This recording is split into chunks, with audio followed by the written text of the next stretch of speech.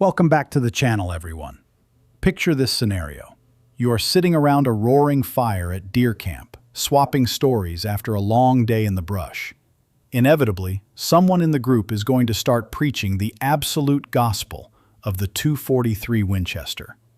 And from a pure operator's perspective, I completely understand the obsession. Getting behind the trigger of this specific caliber is an absolute dream.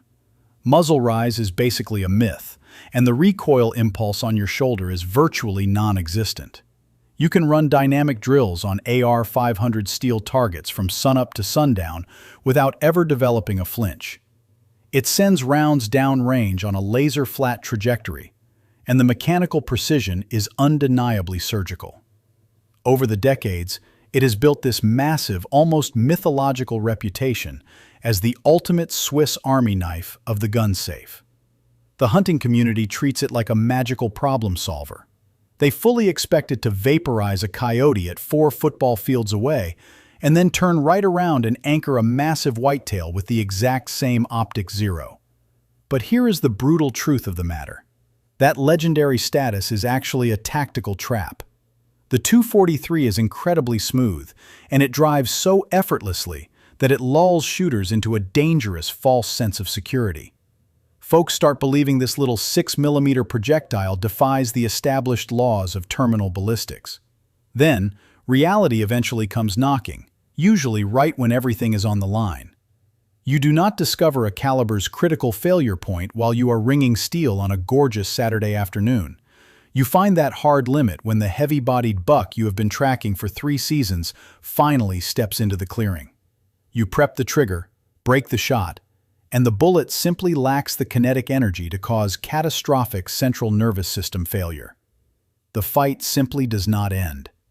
Today, we are stripping away the campfire nostalgia and diving deep into the hard, empirical data. The 243 Winchester is a masterful piece of engineering, absolutely. But it has rigid physical limitations that the seasoned veterans gloss over and the rookies have yet to discover. We are going to unpack the 243 paradox. Let us get into it. Number 1. The bloodline. To truly grasp the modern tactical landscape of this round, we have to flip back the calendar. Look closely at the first half of the 20th century. American riflemen treated 6mm projectiles like they had the plague. The domestic market was a complete ghost town. If you were absolutely determined to run a .243 diameter bullet back in those days, your only viable ticket was the 6mm Lee Navy, and you had to run it through that incredibly weird, quirky Lee straight-pull bolt-action platform. A few sporting models trickled out to the public, but by 1935, that entire concept was practically dead and buried in the US. Over in Europe, however, completely different operational environment. British gunsmiths were pushing the envelope with 6mm bore diameters long before it was trendy. Back in the 1920s, premier shops like Holland & Holland, along with Purdy, were engineering these fascinating, exotic chamberings. I am talking about the heavy-hitting 240 flanged Nitro Express and the 246 Purdy. From 1895 straight through the roaring 20s, the European market birthed a solid half-dozen 6mm variants. Meanwhile, the American market was absolute radio silence. That is precisely why the year 1955 shook the foundation of the U.S. firearms industry. Seemingly out of nowhere, 2 titans of the industry, Winchester and Remington, threw down the gauntlet.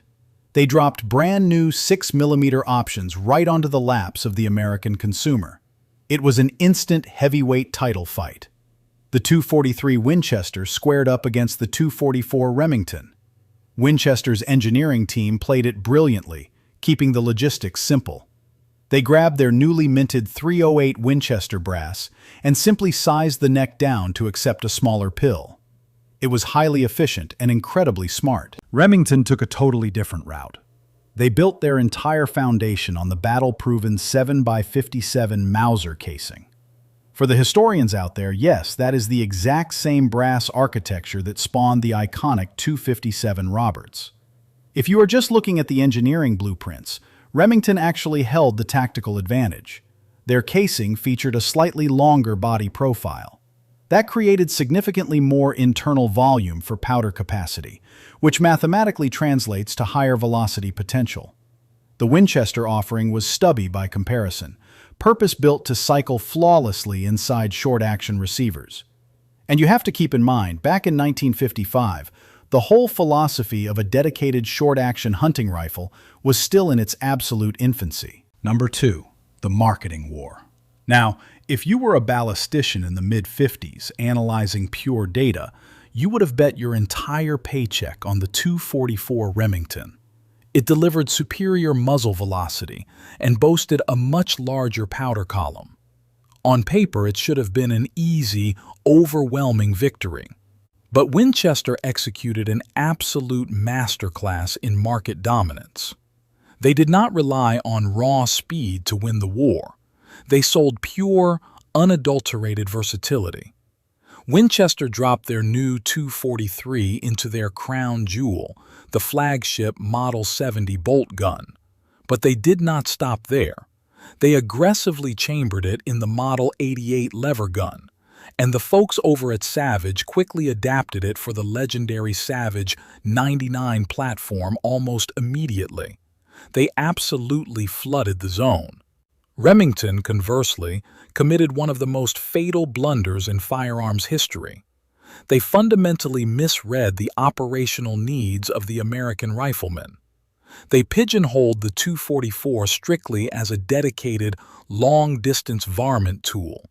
They shipped factory ammo loaded exclusively with lightweight 75 and 90-grain projectiles. And here is the absolute nail in the coffin that killed the project. They spec'd their rifle barrels with a sluggish 1 in 12-inch rifling twist rate. If you are exclusively running ultra-light, hyper-velocity varmint loads that act like hand grenades on impact, a 1 in 12 twist is perfectly fine. But that slow rotation absolutely fails to stabilize the longer, heavier projectiles required to humanely harvest medium game like white-tailed deer. They literally crippled their own platform right out of the gate. Winchester's leadership saw the writing on the wall and capitalized instantly. They marketed the 243 as the ultimate crossover weapon system, a platform you could deploy against coyotes on a Saturday morning and then use to fill your deer tag on a Sunday afternoon. They offered a fast 80-grain load optimized for flat trajectories, alongside a heavy 100-grain soft point designed for deep penetration and maximum meat retention. The ultimate tactical advantage? Winchester utilized a much faster 1 in 10 twist rate, guaranteeing those heavier bullets would fly true and stabilize in flight. The American consumer responded immediately with their wallets. The 243 Winchester exploded in popularity, becoming an unstoppable freight train of success. The 244 Remington simply withered on the vine. Fast forward to 1963, and Remington essentially waved the white flag of surrender. They attempted a massive marketing pivot, officially renaming the cartridge the 6mm Remington. They tightened up the rifling issue by stepping up to a 1 in 9 twist rate, and finally rolled out a factory 100-grain option. But it was way too little and way too late. The war was completely over. Look, if we are geeking out at the reloading bench, splitting hairs over case geometry, the 6mm Remington is objectively the superior engineered cartridge, especially if you are running it through a long-action receiver. But in the firearms space, consumer perception dictates reality. The 243 Winchester seized the crown, and it has maintained a relentless death grip on that position for 70 years. It remains the undisputed heavyweight champion of the 6mm class. From the dense brush of the Texas Hill Country to the stalkers braving the Scottish Highlands, this caliber is an absolute global staple. Competitors have constantly tried to take a shot at the title. We saw the 240 Weatherby Magnum make a run. We witnessed the rapid rise and fall of the 243 WSSM. None of them could disrupt the market dominance of the standard 243. Number 3. Ballistics and application. Let us dive into the telemetry that cemented this ballistic dynasty. Your standard off-the-shelf factory ammunition typically features an 80-grain projectile screaming out of the muzzle at roughly 3,350 feet per second. Or you can step up to the 100-grain payload, cruising right around 2,960 feet per second. But advancements in modern propellant and projectile geometry have completely blown the doors off this caliber's potential. Today, you can source specialized loads ranging from ultralight 55-grain screamers all the way up to high BC 105-grain heavyweights. It effectively bridges the entire spectrum, going from prairie dog eradication to taking down western pronghorn antelope. The standard rule of engagement goes like this. Anything dropping below the 90-grain threshold is strictly varmint territory. Those specific bullet profiles are engineered for massive, rapid fragmentation upon impact. Once you cross into that 90-grain and heavier territory, you are dealing with projectiles specifically constructed for controlled expansion and driving deep into the vitals of big game. And no matter what grain weight you feed it, the inherent mechanical accuracy across the board is simply superb. For the dedicated predator control guys, those lightweight pills are absolutely catastrophic on target. Look at the Winchester 55-grain ballistic silvertip. The factory box claims a muzzle velocity of 3,910 feet per second. I have personally stood next to operators running 26-inch heavy barrels and watched the chronograph read well past 4,000 feet per second. That kind of terminal performance is a literal red mist machine. On the flip side, the guys putting in serious work on long-range predator sets often gravitate toward the 80-grain options. Those heavier projectiles simply buck the wind significantly better than your standard .22 caliber centerfire platforms. But if we are being completely honest with ourselves, the 243 carved its name in stone as a dedicated deer hunting platform. It delivers precision accuracy. It completely refuses to punish the shooter's shoulder. It removes the intimidation factor entirely from the equation. That is exactly why it serves as the ultimate default first rifle for millions of American sportsmen. And frankly, my own journey started there too.